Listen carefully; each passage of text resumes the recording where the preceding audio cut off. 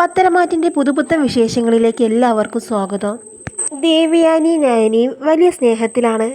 അങ്ങനെ ദേവയാനി നയനി സത്യങ്ങളൊന്നും ആരും അറിയാതിരിക്കാൻ പരമാവധി ശ്രമിക്കുന്നുണ്ട്. പക്ഷേ ആ കള്ളത്തരങ്ങളെല്ലാം പൊളിച്ചെടുക്കുകയാണ് അനാമികയും രേവതിയും വേണുവും. അതിനിടയിലാണ് വലിയൊരു സംഭവം അനന്തപുരിയിൽ നടക്കുന്നത്. അബിയെ തേടി അബിയുടെ കുട്ടി അനന്തപുരിയിലേക്ക് വരികയാണ്. പക്ഷേ അബിയുടെ കുഞ്ഞാണെന്ന് ആരും അറിയുന്നില്ല. അനന്തപുരിയിൽ 3 കൊച്ചുമക്കളിൽ ഒരാളുടെ കുഞ്ഞ് എന്ന രീതിയിലാണ് ആ കുഞ്ഞ് അനന്തപുരിയിലേക്ക് വരുന്നത്. ആ ഒരു എപ്പിസോഡിൻ്റെ റിവ്യൂ ആണ് പറയാൻ പോകുന്നത്. അങ്ങനെ നയനിയും ദേവയാനി ഷോപ്പിങ്ങിനെല്ലാം പോവുകയാണ്. പക്ഷേ അവർ പോകുന്നത് അനാമികയും രേവതിയും വേണു കാണുന്നുണ്ട്. അങ്ങനെ അനാമിക രേവതിയോട് പറയുന്നുണ്ട്, അമ്മേ അങ്ങോട്ടൊന്ന് നോക്കിക്കേ. അങ്ങനെ രേവതി ഇങ്ങനെ നോക്കുന്ന സമയത്ത് നയനിയും ദേവയാനിയും കാണുകയാണ്. അങ്ങനെ രേവതി പറയുന്നുണ്ട്, നിന്നോട് ആദ്യമേ ഞാൻ പറഞ്ഞില്ലേ ഇങ്ങനെയൊക്കെ സംഭവിക്കുകയുള്ളൂ എന്ന്. അവർ ഒന്നിച്ചാണ് നടക്കാനും പോയത്. ഇപ്പോൾ അമ്മായിമ്മയും മരുമകളും ഒന്നിച്ചു വന്ന് സാരി എടുക്കുന്നത് നീ കണ്ടില്ലേ? അതേസമയം ഞാൻ ദേവയാനിയോട് പറയുന്നുണ്ട്, അനാമികയല്ലേ അവിടെ നിൽക്കുന്നത്? അങ്ങനെ വേണു ദേവയാനിയോട് ചോദിക്കുന്നുണ്ട്, എന്തു പറ്റി? ഇപ്പോൾ അമ്മായിമ്മയും മരുമകളും ഒന്നായോ? 2 പേരും കൂടി ഒന്നിച്ച് ഡ്രസ്സെല്ലാം എടുക്കാൻ വന്നല്ലോ എന്നൊക്കെ ചോദിക്കുകയാണ്. അപ്പോൾ ദേവയാനി പറയുകയാണ്, ഞങ്ങൾ സ്നേഹത്തിലാണോ എന്ന കാര്യമൊക്കെ അവിടെ നിൽക്കട്ടെ. എനിക്ക് ഇവളോട് അത്ര സ്നേഹമൊന്നുമില്ല. ഇവളെ ഞാൻ സ്നേഹിക്കണമെങ്കിൽ ഒരു ജന്മം കൂടി ജനിക്കണം. അത് കേട്ട് അനാമിക പറയുകയാണ്, വല്യമ്മയ്ക്ക് ഇപ്പോൾ ചെറിയ മാറ്റമൊക്കെ ഉണ്ട്. വല്യമ്മ രാവിലെ നടക്കാൻ ഇറങ്ങിയത് ഇവളുടെ കൂടെയല്ലേ? അത് കേട്ട് ദേവയാനി പറയുകയാണ്, അനാമികയെ നീ കണ്ടോ ഞങ്ങൾ 2 പേരും കൂടി ഒന്നിച്ച് നടക്കാൻ ഇറങ്ങിയത്? ഞാൻ നിന്നോട് പല പ്രാവശ്യം പറഞ്ഞു ഞാൻ ഒറ്റയ്ക്കാണ് നടക്കാൻ പോയത്, അല്ലാതെ ഇവിടെ കൂട്ടി പോകേണ്ട ആവശ്യമൊന്നും എനിക്കില്ല. അത് കേട്ട് രേവതി പറയുകയാണ്, എന്നിട്ട് ഇപ്പോഴോ? ദേവയാനി ചേച്ചി ഈ നയനിയും കൂടിയല്ലേ ഇപ്പോൾ ഷോപ്പിങ്ങിന് വന്നത്? അത് കേട്ട് ദേവയാനി പറയുകയാണ്, ശരിയാണ്, ഞാൻ ഇവളെ കൂട്ടിക്കൊണ്ട് വന്നതാണ്. കാരണം എനിക്ക് കുറച്ച് നല്ല സാരികൾ എടുക്കണം. ഇവള് വലിയ ഡിസൈനർ അല്ലേ, അതുകൊണ്ട് ഇവൾക്ക് നല്ല ഡിസൈനുള്ള സാരികൾ എടുക്കാൻ പറ്റും എന്ന് വിചാരിച്ച് കൂട്ടിക്കൊണ്ട് വന്നതാണ്, അല്ലാതെ ഇവളോടുള്ള സ്നേഹം കൊണ്ടല്ല എന്ന് പറയുകയാണ്. എന്താ വേണുവിന് രേവതിക്ക് വല്ല സംശയമുണ്ടോ എന്നൊക്കെ ദേവയാനി ചോദിക്കുമ്പോൾ അത് കേട്ട് അനാമിക പറയുകയാണ്, ഇല്ല വല്യമ്മേ, സംശയമൊന്നുമില്ല. നിങ്ങൾ 2 പേരെയും കൂടി കണ്ടപ്പോൾ ഞങ്ങളങ്ങ് തെറ്റിദ്ധരിച്ചു. അങ്ങനെ നിങ്ങൾ തെറ്റിദ്ധരിക്കേണ്ട കാര്യമൊന്നുമില്ല. ഇവൾ ഏത് രീതിയിലാണ് അനന്തപുരിയിലേക്ക് വന്നതെന്ന് എനിക്ക് നന്നായിട്ട് അറിയാം. അതുകൊണ്ട് അത്ര പെട്ടെന്നൊന്നും ഞാൻ ഇവളെ സ്നേഹിക്കാൻ പോകുന്നില്ല എന്നിങ്ങനെ പറയുകയാണ് ദേവയാനി. അത് കേൾക്കുമ്പോൾ രേവതിക്കും വേണുവിനും അനാമികയ്ക്കും വലിയ സന്തോഷമാകുന്നുണ്ട്. അങ്ങനെ കുറേ ദിവസങ്ങൾ മുന്നോട്ട് പോകുന്നുണ്ട്. ആദർശം നയനി നല്ല സ്നേഹത്തിൽ തന്നെ മുന്നോട്ട് പോവുകയാണ്. അതുപോലെ തന്നെ ദേവയാനി നയനി എല്ലാ കാര്യത്തിനും സപ്പോർട്ട് ചെയ്യുകയാണ്. അങ്ങനെ ഇതെല്ലാം കനക മനസ്സിലാക്കുന്നുണ്ട്. അങ്ങനെ കനക അനന്തപുരിയിലേക്ക് വരികയാണ്.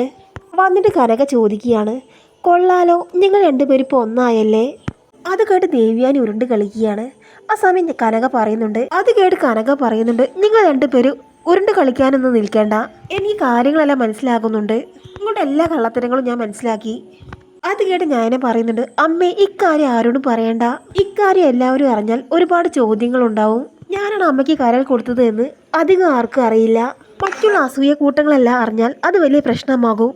അത് കേട്ട് കനക പറയുന്നുണ്ട്, നിങ്ങൾക്ക് ഇഷ്ടമുള്ളതുപോലെ ചെയ്യാം, പക്ഷേ ഞാൻ പറയുന്നതൊന്ന് കേൾക്കണം.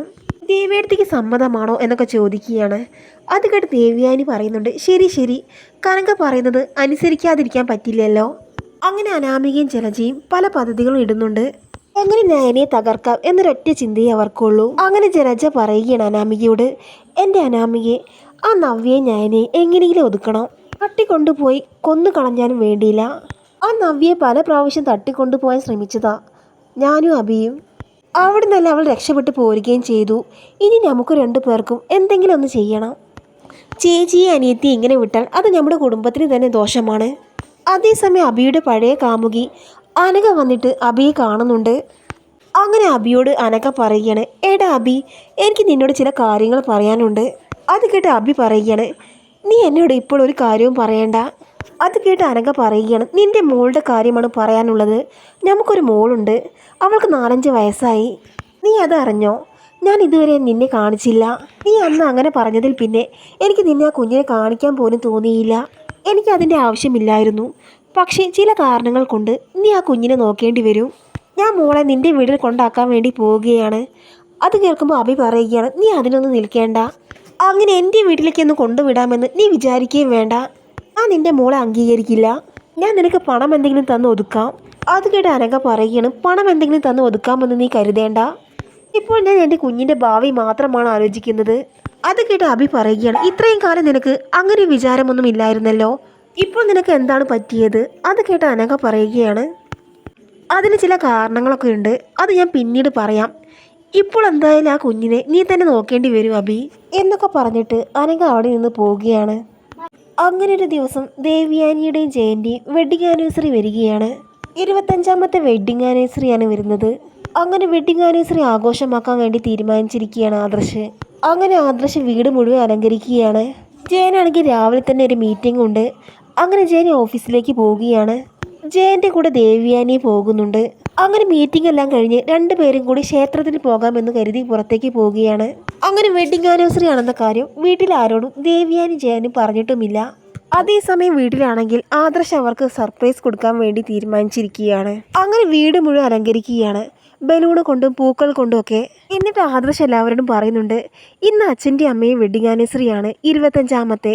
ഇത് നമുക്കൊന്ന് കളറാക്കണം എന്നൊക്കെ പറയുകയാണ്. അത് കേട്ട് ഞാൻ പറയുകയാണ്, ആണോ ആദർശേട്ടാ, അത് നല്ല കാര്യമാണ്. എന്നിട്ട് അമ്മ എന്നോട് നേരത്തെ പറഞ്ഞതുമില്ലല്ലോ. അവർ പറയാത്തതായിരിക്കും. ഞാനാണെങ്കിൽ സർപ്രൈസ് ആയിക്കോട്ടെ എന്ന് കരുതിയാണ് ആരോടും പറയാതിരുന്നത്. എന്നാൽ ഇത് കേൾക്കുമ്പോൾ അനാമികയ്ക്കും ജലജയ്ക്കൊന്നും ഒട്ടും ഇഷ്ടമാകുന്നില്ല. അങ്ങനെ അനാമിക പറയുകയാണ്, എന്തെല്ലാം കാണണം, ഇതെല്ലാം തീരുമാനിക്കുന്നത് ആ ഞാനീ ആദർശേട്ടനും കൂടിയാണ്. അവരുടെ തീരുമാനത്തിനനുസരിച്ച് നമ്മൾ നിൽക്കണമല്ലോ എന്നൊക്കെ ഓർക്കുമ്പോഴാണ് വിഷമം. അങ്ങനെ ആദർശൻ ഞാനിയും അനിയുമെല്ലാം വലിയ സന്തോഷത്തിലാണ്. അങ്ങനെ മുത്തശ്ശൻ വന്ന് ആദർശനോട് ചോദിക്കുന്നുണ്ട്, ആഹാ, ഇവിടെ എല്ലാം ഡെക്കറേറ്റ് ചെയ്തല്ലോ. ഇന്ന് ജയന്റെയും ദേവ്യാനിയുടെയും വെഡിങ് ആനിവേഴ്സറി അല്ലേ? നമ്മൾ ആഘോഷമാക്കുന്ന വിവരം അവരറിഞ്ഞോ? ഇല്ല മുത്തശ്ശ, ഞാനൊന്നും അവരോട് പറഞ്ഞില്ല. ഇവിടെ ആരും അറിഞ്ഞ ഭാവം പോലും നടിച്ചിട്ടില്ല. അവർക്കൊരു സർപ്രൈസ് കൊടുക്കാമെന്ന് കരുതിയിട്ടാണ് എന്നൊക്കെ പറയുകയാണ് ആദർശ്. അങ്ങനെ ആഘോഷങ്ങളെല്ലാം നടന്നുകൊണ്ടിരിക്കുകയാണ്. അങ്ങനെ ജലജ അസൂയോട് കൂടി പറയുന്നുണ്ട്, എൻ്റെ അനാമികയെ എന്തെല്ലാം സഹിച്ചിട്ട് വേണം ഇവിടെ നിൽക്കാൻ, ഇതൊക്കെ കണ്ടു നിൽക്കാനാണ് നമ്മുടെ യോഗം എന്നൊക്കെ പറയുകയാണ്. ആ സമയത്ത് മീറ്റിങ്ങും അമ്പലത്തിൽ പോക്കും എല്ലാം കഴിഞ്ഞിട്ട് ജയനും ദേവ്യാനിയും കൂടി കാറിൽ വന്നിറങ്ങുന്നുണ്ട്. വന്നിറങ്ങിയിട്ട് വീട്ടിലേക്ക് നോക്കുമ്പോൾ അവിടെ എങ്ങും ആരെയും കാണുന്നില്ല. അത് കാണുമ്പോൾ ദേവ്യാനിക്ക് ആകെ വിഷമമാവുകയാണ്. അതെ, നമ്മുടെ വെഡിങ് ആനിവേഴ്സറി അല്ലേ എന്ന്. വീട്ടിൽ ആർക്കും ഓർമ്മയില്ല എന്ന് തോന്നുന്നു. ആരും ഒരുക്കങ്ങളും നടത്തിയിട്ടില്ല. അത് കേട്ട് ജയൻ പറയുന്നുണ്ട്, എന്താണോ ഇത്, ഇനി എന്ത് ആഘോഷിക്കാനാ, നമുക്ക് ഇത്രയും പ്രായമായില്ലേ, നമ്മുടെ മക്കളും വളർന്നു, ഇനി ഇപ്പോൾ എന്ത് വെഡിങ് ആനിവേഴ്സറി ആഘോഷിക്കാനാ? അതൊക്കെ നേരത്തെയായിരുന്നു. ഇപ്പോൾ അതൊക്കെ മക്കൾ ഓർത്തിരിക്കുകയാണോ? വേറെ പണിയൊന്നുമില്ല. 25 വർഷമൊക്കെ ആയില്ലേ? അത് കേട്ട് ദേവ്യാനി പറയുകയാണ്, ശരിയാ, എല്ലാവരും അതൊക്കെ മറന്നു കാണും. അങ്ങനെയാണെങ്കിൽ അങ്ങനെ ആകട്ടെ. പക്ഷെ ദേവ്യാനിയുടെ മനസ്സിൽ വലിയൊരു വിഷമമുണ്ടായിരുന്നു. ആദർശം ഞാനിയൊന്നും ഓർത്തില്ലല്ലോ. അങ്ങനെ അവരകത്തേക്ക് കയറി വരുന്ന സമയത്ത് ബലൂണെല്ലാം പൊട്ടുകയും പറത്തി വിടുകയും ഒക്കെ ചെയ്യുകയാണ്. അങ്ങനെ പെട്ടെന്ന് ദേവ്യാനി ജയനും ആകെ നെട്ടി നിൽക്കുകയാണ്. ആ സമയത്ത് എല്ലാവരും കൂടി വെഡിങ് ആനിവേഴ്സറി എന്ന് പറഞ്ഞുകൊണ്ട് ഉറക്കെ ചിരിക്കുകയാണ്. അങ്ങനെ ഞാനീ ആദർശ് അനിയും മുത്തശ്ശനും മുത്തശ്ശിയും എല്ലാം മുന്നിൽ വന്ന് നിൽക്കുന്നുണ്ട്. അങ്ങനെ ദേവ്യാനി പറയുന്നുണ്ട്, ഇങ്ങനെ ആഘോഷമാക്കുന്ന വിവരം ഒന്ന് പറയുക പോലും ചെയ്തിട്ടില്ലല്ലോ ആദർശേ. അത് കേട്ട് ആദർശ് പറയുന്നുണ്ട്, അമ്മേ, നിങ്ങളുടെ 25ാമത്തെ വെഡിങ് ആനിവേഴ്സറി അല്ലേ? അത് ഞാൻ ഓർത്ത് വെച്ചിരുന്നു. ഞാനും ഞാനീ ഒന്നായതിനു ശേഷം വന്ന ആദ്യത്തെ വെഡിങ് ആനിവേഴ്സറിയാണിത്. ഇത് നമുക്ക് വലിയ ആഘോഷമാക്കണം എന്നൊക്കെ പറഞ്ഞ ആദർശ് ദേവ്യാനിയും ജയനെയും കെട്ടിപ്പിടിച്ച് ആശംസകൾ അറിയിക്കുന്നുണ്ട്. അങ്ങനെ ഞാനിയും അനിയുമെല്ലാം ദേവ്യാനിക്ക് ഗിഫ്റ്റ് എല്ലാം കൊടുക്കുന്നുണ്ട്. അത് കണ്ട് എല്ലാവരും അങ്ങനെ നിൽക്കുകയാണ്. പക്ഷെ ഇതൊന്നും കണ്ട് അനാമികയ്ക്കും ജലജയ്ക്കും ജാനകിക്ക് ഒട്ടും സഹിക്കുന്നില്ല. അങ്ങനെ ജലജ അനാമികയോട് പറയുകയാണ്, എന്തെല്ലാം കാണണം, നമ്മുടെ കാര്യങ്ങളൊന്നും കാണാനും ശ്രദ്ധിക്കാനും ഇവിടെ ആരുമില്ല. അത് കേട്ട് അനാമിക പറയുകയാണ്, ആ അനി, അവരാണെങ്കിൽ എന്നെ തിരിഞ്ഞു പോലും നോക്കുന്നില്ല. നമ്മുടെ വെഡിങ് ആനിവേഴ്സറിയോ ഹണിമൂണോ എന്തെങ്കിലും ഓർക്കുന്നുണ്ടോ? ഒരു ഗിഫ്റ്റ് പോലും അവ എനിക്ക് വാങ്ങി തരുന്നില്ല. ഇപ്പോഴത്തെ എന്തെല്ലാം കാര്യങ്ങളാണ് ഇവിടെ നടക്കുന്നത്? അത് കേട്ടുകൊണ്ട് മുത്തശ്ശി പറയുകയാണ്, എന്തൊക്കെയാണ് ജലജയും അനാമികയും പറയുന്നത്? അത് കേട്ട് ജലജ പറയുകയാണ്, ഒന്നുമില്ല, ഞങ്ങൾ വെഡിങ് ആനിവേഴ്സറിയുടെ കാര്യങ്ങൾ പറയുകയാണ്. ആ സമയം അനി പറയുന്നുണ്ട്, എല്ലാവരും വരൂ, നമുക്ക് കേക്ക് മുറിക്കാം എന്നൊക്കെ പറയുന്നുണ്ട്. അപ്പോൾ ദേവ്യാനി പറയുകയാണ്, ഇനി കേക്ക് കട്ടിങ്ങും ഉണ്ടോ? അങ്ങനെ കേക്ക് മുറിക്കുകയും കൈയടിക്കുകയൊക്കെ ചെയ്യുന്നുണ്ട്. ആ സമയത്താണ് അങ്ങോട്ട് 2-3 പേര് വരുന്നത്. സെക്യൂരിറ്റി 2 വനിതാ പോലീസും 2 ഓഫീസർമാരുമാണ് വരുന്നത്. അങ്ങനെ അവർ അകത്തേക്ക് ഇടിച്ചു കയറി വരികയാണ്. അങ്ങനെ കേക്ക് കട്ട് ചെയ്യുന്ന സമയത്ത് അവർ പറയുന്നുണ്ട്, ഒരു നിമിഷം അവിടെ നിൽക്കട്ടെ, കേക്ക് കട്ട് ചെയ്യുന്നതിന് മുമ്പ് ഒരു കാര്യം പറയാനുണ്ട്. അങ്ങനെ എല്ലാവരും അവിടെ നിൽക്കുകയാണ്. ആ സമയത്ത് ആദർശ് എന്താ കാര്യം എന്ന് ചോദിച്ച് അങ്ങോട്ട് വരികയാണ്. അത് കേട്ട് സെക്യൂരിറ്റി പറയുന്നുണ്ട്, സാറേ, ഞാൻ ഇവരോട് ഇങ്ങോട്ട് കയറണ്ട എന്ന് പറഞ്ഞതാണ്, പക്ഷേ ഇവരങ്ങ് ഇടിച്ചു കയറി വരികയായിരുന്നു. അത് കേട്ട് ആദർശ് പറയുന്നുണ്ട്, നിങ്ങൾ എന്താണ് ഇങ്ങനെ? നിങ്ങൾ സെക്യൂരിറ്റിയുടെ കാര്യം പറഞ്ഞാൽ അദ്ദേഹം വന്ന് എന്നോട് പറയുമായിരുന്നല്ലോ. അത് കേട്ട് അവർ പറയുകയാണ്, ഞങ്ങൾ ഞങ്ങളുടെ ഡ്യൂട്ടി ചെയ്യാൻ വേണ്ടി വന്നതാണ്. കോടതി മുഖേനയുള്ള ഞങ്ങളുടെ ഡ്യൂട്ടി നടപ്പാക്കാൻ വേണ്ടി വന്നതാണ് ഞങ്ങൾ. അതുകൊണ്ട് ഇത് തടയാൻ ആർക്കും കഴിയില്ല എന്നൊക്കെ പറയുകയാണ്. അങ്ങനെ ആ ഓഫീസർ പറയുന്നുണ്ട്, ഒരു പ്രത്യേക കാര്യം പറയാൻ വേണ്ടി വന്നതാണ്. അത് കേട്ട് ആദർശ് ദേഷ്യത്തോട് കൂടി ചോദിക്കുന്നുണ്ട്, എന്താണ് നിങ്ങൾക്ക് പറയാനുള്ളത്? എവിടെ ആ കുട്ടി? ആ കുട്ടിയെ തിരഞ്ഞു വന്നതാണ് ഞങ്ങൾ. അത് കേട്ട് എല്ലാവരും പരസ്പരം നോക്കുന്നുണ്ട്. അങ്ങനെ ആദർശ് ചോദിക്കുകയാണ്, കുട്ടിയോ? ഏത് കുട്ടി? ആ സമയത്ത് ഒരു 5 വയസ്സുള്ള കുട്ടി അങ്ങോട്ട് വരികയാണ്. അവളെ അവർ മുന്നോട്ട് നിർത്തുകയാണ്. അത് കേട്ട് പോലീസ് പറയുകയാണ്, ഞങ്ങൾ ആ കാര്യം പറയാൻ വേണ്ടിയിട്ടാണ് വന്നത്. ഈ കുട്ടിക്ക് അമ്മയില്ല. ഈ കുട്ടിയുടെ അമ്മ മരിച്ചുപോയി. ഈ കുട്ടിയുടെ അമ്മ മരിക്കുന്നതിന് മുമ്പ് പറഞ്ഞത് അനന്തപുരിയിലെ കൊച്ചുമക്കളിൽ ഒരാളുടെ മോളാണ് ഈ കുഞ്ഞ്. അത് കേട്ട് ആദർശ് പറയുകയാണ്, ഈ വീട്ടിൽ ആരുടെ കുട്ടിയെന്നോ? നിങ്ങൾ അങ്ങനെയൊക്കെ പറഞ്ഞാൽ എങ്ങനെയാണ് ശരിയാവുക? അത് കേട്ട് ജയനും പറയുന്നുണ്ട്, നിങ്ങൾ എന്തൊക്കെയാണ് പറയുന്നത്? ഈ വീട്ടിൽ ആരുടെ കുട്ടിയാണെന്നോ? അങ്ങനെയൊക്കെ പറഞ്ഞ് ഏതെങ്കിലും ഒരു കുട്ടിയെ ഇങ്ങോട്ട് കൊണ്ടുവന്നാൽ എങ്ങനെയാണ് ശരിയാവുക? അത് കേട്ട് ഉദ്യോഗസ്ഥൻ പറയുന്നുണ്ട്, നിങ്ങളൊന്ന് ക്ഷമിക്കേ, ഞാൻ പറയാനുള്ളത് മുഴുവൻ കേൾക്കണം. എന്ത് മുഴുവൻ കേൾക്കാനാ? ഇതൊരിക്കലും ശരിയാകില്ല എന്ന് പറയുകയാണ് ആദർശ്. അപ്പോഴേക്ക് അയാൾ പറയുകയാണ്, രേഖകളുണ്ട്, ഇതൊക്കെ കണ്ടിട്ട് നിങ്ങൾ തീരുമാനിക്കുക എന്ന് പറഞ്ഞ് ഒരു ഫയൽ കൊടുക്കുകയാണ് ആദർശിന്റെ കയ്യിലേക്ക്. അങ്ങനെ ആദർശം ജയനു ആ ഫയലെല്ലാം മറച്ചു നോക്കുന്നുണ്ട്. അങ്ങനെ അയാൾ പറയുകയാണ്, നിങ്ങൾ കണ്ടല്ലോ, കോടതി വിധിയുടെ അടിസ്ഥാനത്തിലാണ് ഞങ്ങൾ ഇപ്പോൾ ഇങ്ങോട്ട് വന്നത്. ഈ കുട്ടിയെ നോക്കേണ്ടത് ഇനി നിങ്ങളാണ് എന്നൊക്കെ പറയുകയാണ്. അത് കേട്ട് ആദർശ് പറയുകയാണ്, അതെങ്ങനെ ശരിയാകും? ആ സമയത്ത് ആ ഉദ്യോഗസ്ഥൻ പറയുന്നുണ്ട്, ഒന്നും പറഞ്ഞിട്ട് കാര്യമില്ല. ഈ കുട്ടിയുടെ അമ്മയുടെ മരണമൊഴിയാണ്, അനന്തപുരിയിലെ കുട്ടിയാണ് ഇവൾ എന്നത്. മരണമൊഴി കോടതി ഏറ്റവും കൂടുതൽ വിശ്വസിക്കുന്ന കാര്യമാണ്. അതുകൊണ്ട് ഈ കുട്ടിയെ ആരും നോക്കാനില്ലാത്തത് കൊണ്ട് തന്നെ ഈ കുട്ടി ഈ വീട്ടിലാണ് വളരേണ്ടത്. അത് കേട്ട് ജയൻ പറയുന്നുണ്ട്, അതങ്ങനെ ശരിയാകും? ആരെങ്കിലും എന്തെങ്കിലും പറഞ്ഞു എന്ന് കരുതി ഞങ്ങൾക്ക് അത് വിശ്വസിക്കാൻ പറ്റില്ല.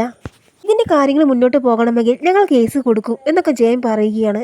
അത് കേട്ട് ഉദ്യോഗസ്ഥൻ പറയുന്നുണ്ട്, അതിനെന്താ, നിങ്ങൾ കേസ് കൊടുത്തോ? അതൊക്കെ പിന്നീടുള്ള കാര്യങ്ങളല്ലേ. അതുവരെ കുഞ്ഞിനെ നോക്കേണ്ടത് നിങ്ങൾ തന്നെയാണ്. എന്തായാലും ഈ കുഞ്ഞിനെ നോക്കേണ്ട ഉത്തരവാദിത്വം നിങ്ങൾക്ക് തന്നെയാണ്. ഈ കുട്ടിയെ ആരെങ്കിലും ഉപദ്രവിച്ചു കഴിഞ്ഞാൽ കോടതി കയറി ഇറങ്ങേണ്ടി വരും നിങ്ങൾക്ക്. എന്നിട്ട് ആ കുട്ടിയോട് അവർ പറയുന്നുണ്ട്, മോളെ, ഇനി മുതൽ ഈ വീട്ടിലാണ് മോള് നിൽക്കേണ്ടത്. ഇവിടെ സുഖമായി ജീവിക്കണം. അങ്ങനെ എല്ലാവരും പരസ്പരം ചോദിക്കുന്നുണ്ട്, ഈ കുട്ടി ഇവിടെ ആരുടെ കുട്ടിയായിരിക്കും? ആ സമയം നവ്യ അഭിയോട് ചോദിക്കുന്നുണ്ട്, എന്താണ് നീ ഉരുണ്ട് കളിക്കുന്നത്? ഇത് ഇനി നിന്റെ കുട്ടിയാണോ? ഇവിടെ നിന്റെ സ്വഭാവം മാത്രമേ ഉള്ളൂ മോശം. മാത്രമല്ല നിന്റെ മുഖച്ഛായ തോന്നുന്നുമുണ്ട് ആ കുട്ടിക്ക്. അതുകൊണ്ട് നിന്റെ കുഞ്ഞാണോ ഇത്? അത് കേട്ട് അഭി പറയുകയാണ്, നവ്യെ, നീ വെറുതെ അനാവശ്യം പറയരുത്. അപ്പോൾ ജലജി എന്തൊക്കെയോ മനസ്സിലായതുപോലെ അഭിയെ ദേഷ്യത്തോടു കൂടി നോക്കുന്നുണ്ട്. അപ്പോൾ അഭി പറയുന്നുണ്ട്, അല്ല അമ്മേ, ഇതെന്റെ കൊച്ചൊന്നുമല്ല. അങ്ങനെ അഭിക്കൊരു സംശയം തോന്നുകയാണ്, ഈ കുട്ടി അനഘ പറഞ്ഞ കുട്ടിയാണോ? അങ്ങനെ ആ കുട്ടിയെ അവിടെ ഇട്ടിട്ട് ഉദ്യോഗസ്ഥർ അവിടെ നിന്ന് പോവുകയാണ്. ആ സമയം ജലജ അനാമികയോട് പറയുന്നുണ്ട്, ഇവിടെ വലിയ സന്തോഷമാണല്ലോ, എല്ലാവരും വലിയ സ്നേഹത്തിലാണല്ലോ എന്നൊക്കെ ഓർത്ത് വല്ലാത്ത വിഷമമായിരുന്നു എനിക്ക്. എന്തായാലും ഇവിടെ ഇനി പല പ്രശ്നങ്ങളും ഉണ്ടാകും. അങ്ങനെ ജലജ എല്ലാവരും പോയതിനു ശേഷം ദേഷ്യത്തോടു കൂടി ആ കുട്ടിയോട് പറയുന്നുണ്ട്, എന്തുദ്ദേശം വെച്ചിട്ടാണ് നീ ഇങ്ങോട്ട് വന്നത്? നിന്നെ ആരാണ് പറഞ്ഞയച്ചത്? നിന്റെ അച്ഛന്റെ പേരെന്താ എന്നൊക്കെ ചോദിക്കുകയാണ്. അങ്ങനെ ഓരോ കാര്യങ്ങൾ ചോദിച്ചുകൊണ്ട് ആ കുട്ടിയെ അങ്ങനെ പേടിപ്പിക്കുകയാണ്. അത് കേട്ട് വന്ന നയന ചിന്തിക്കുന്നുണ്ട്, ഈ കുട്ടിയെ എന്തിനാണ് ഇങ്ങനെ പേടിപ്പിക്കുന്നത്? ഒന്നും അറിയാത്ത കുട്ടി എന്ത് ചെയ്തു എന്നൊക്കെ ചിന്തിക്കുകയാണ്. അങ്ങനെ ജലജിയുടെ പെരുമാറ്റം ആ കുട്ടിക്ക് ഒട്ടും ഇഷ്ടമാവുന്നില്ല. അങ്ങനെ ആ കുട്ടി ദേഷ്യം സഹിക്കാനാകാതെ ജലജിയുടെ കയ്യിൽ കടിക്കുന്നുണ്ട്. അങ്ങനെ ജലജ വേദന സഹിക്കാൻ കഴിയാതെ നിലവിളിക്കുകയാണ്. അങ്ങനെ ആ കുട്ടിക്ക് ജലജിയുടെ അനാമികയുടെ സ്വഭാവം ഒട്ടും ഇഷ്ടമാവുന്നില്ല. അങ്ങനെ ജലജിക്ക് അനാമികയ്ക്ക് ഇട്ട് നല്ല പണി കൊടുക്കുകയാണ് കുട്ടി. അങ്ങനെയുള്ള രസകരമായ എപ്പിസോഡുകളാണ് ഇനി പത്തരമാറ്റി വരാൻ പോകുന്നത്.